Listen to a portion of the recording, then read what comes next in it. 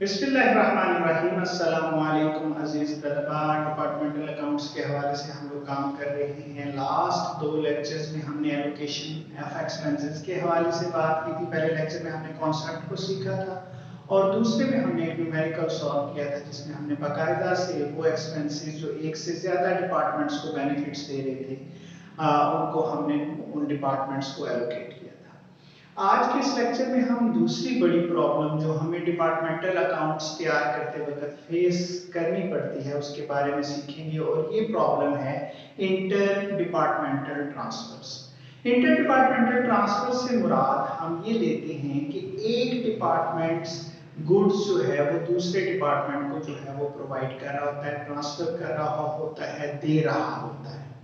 अब उसमें ये चीज ध्यान में रखनी है कि यहाँ दो सिचुएशंस बनेगी। एक सिचुएशन तो ये है कि एक डिपार्टमेंट दूसरे डिपार्टमेंट को ये गुड्स कॉस्ट पे प्रोवाइड करता है। अब जब ये कॉस्ट पे प्रोवाइड कर रहा है तो जो डिपार्टमेंट गुड्स दे रहा है उसकी ये सेल्स कंसीडर हो जाएंगी। सिंपली हम ट्रेडिंग अकाउंट की क्रेडिट साइड पे शो करेंगे इंटर डिपार्टमेंटल ट्रांसफर्स और ये उसकी सेल्स कंसीडर होगी। जो डिपार्टमेंट ले रहा है या जिस डिपार्टमेंट को गुड्स दी जा रही हैं उसकी ये परचेज कंसीडर हो जाएंगी और उसकी ट्रेडिंग अकाउंट में हम डेबिट साइड पे जो है वो शो कर देंगे।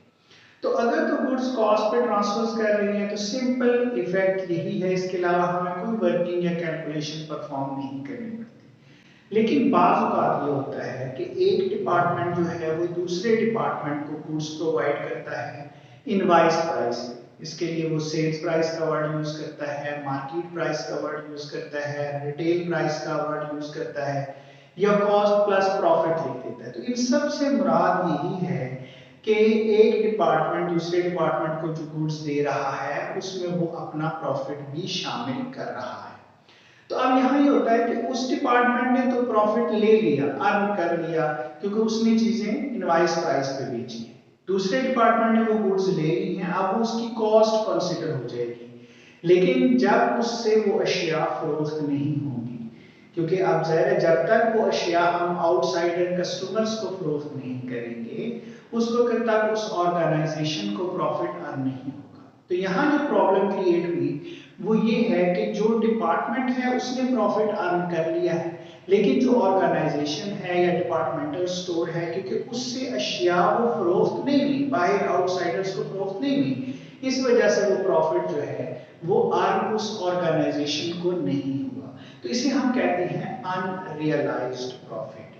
अब जो अशिया फरोख्त नहीं हुई उनको हम अपना स्टॉक कहते हैं। अब स्टॉक हमारे पास दो तरह के होते हैं, एक हमारा ओपनिंग स्टॉक होता है जो साल के शुरू में हमारे पास मौजूद है और एक हमारा क्लोजिंग स्टॉक होता है। तो इनमें वो अशिया शामिल हैं जो हमने दूसरे डिपार्टमेंट से ली है। उस डिपार्टमेंट ने तो प्रॉफिट ले लिया था, लेकिन क्योंकि ये अशिया अभी तक उस स्टोर के अंदर ही उस ऑर्गेनाइजेशन के अंदर ही मौजूद है, लिहाजा इन पर प्रॉफिट जो है वो अर्न नहीं हुआ।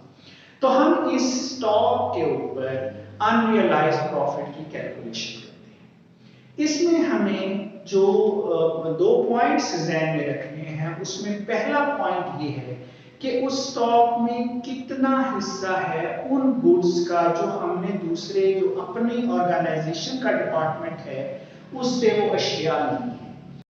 अब ये हो सकता है कि वो सारी अशिया आपने वहां से ली, इंटायर स्टॉक का वर्ड जो है वो इस्तेमाल हो जाता है। और बाद बात ये होता है कि उसमें कुछ हिस्सा तो वो होता है जो आपने उस डिपार्टमेंट से लिया, कुछ आपके अपने एक्सपेंसेस होते हैं या आपने अशिया बाहर से खरीदी होती हैं उसका हिस्सा होता है। तो वो बहरहाल हमें क्लैरिफाई कर देगा कि कितनी अशिया का हिस्सा जो है स्टॉक का वो हमने दूसरे डिपार्टमेंट से लिया है। ये 75% हो सकता है, 80% हो सकता है, 50% हो सकता है, जो भी है।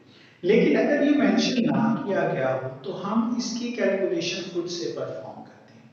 उसके लिए हम परचेजेस लेते हैं जो आउटसाइड से की गई हैं और इंटर डिपार्टमेंटल ट्रांसफर्स लेते हैं जो उसने अपनी ऑर्गेनाइजेशन के किसी डिपार्टमेंट से ली हैं और इनकी हम एक रेशियो कैलकुलेट कर लेते हैं। तो उसका तरीका कार्य होता है कि जो इंटर डिपार्टमेंटल ट्रांसफर्स हैं उनको हम टोटल जो परचेजेस हैं इसमें including inter departmental transfer multiply by 100 कर लेते हैं, तो ये परसेंटेज आ जाती है जो जाहिर करती है कि स्टॉक में कितना हिस्सा जो है वो इंटर डिपार्टमेंटल ट्रांसफर्स का होगा। ये मसला हल करने के बाद जो दूसरी प्रॉब्लम होती है कि इस पर प्रॉफिट कितना लिया गया है। अब वो बाज़ न्यूमेरिकल में हमें क्लैरिफाई कर देता है कि इस पर आपने 20% प्रॉफिट लिया है, 25% अर्न किया है, वो तो हमारा मसला हल हो गया। लेकिन अगर न्यूमेरिकल में मेंशन ना हो तो हम खुद से ग्रॉस प्रॉफिट रेशियो कैलकुलेट करते हैं।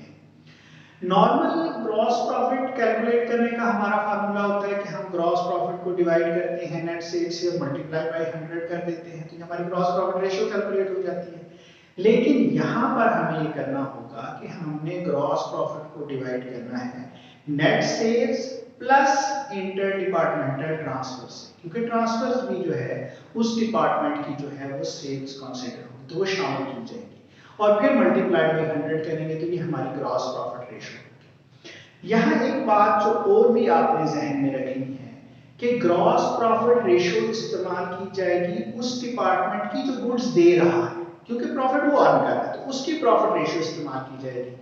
जबकि जो स्टॉक है जिस पर हमने अनरियलाइज्ड प्रॉफिट कैलकुलेट करना है वो उस डिपार्टमेंट का होगा जिसे गुड्स ट्रांसफर की जा रही है, जो दूसरे डिपार्टमेंट से एक्चुअली गुड्स ले रहा है।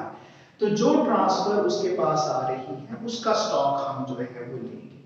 तो ग्रॉस प्रॉफिट रेशियो जो ट्रांसफर कर रहा है उस डिपार्टमेंट की होगी, और स्टॉक जो है जिस पर हमने अनरियलाइज्ड प्रॉफिट लेना है वो उस डिपार्टमेंट की होगी जिस गुड्स ट्रांसफर जो है वो की जा रही है।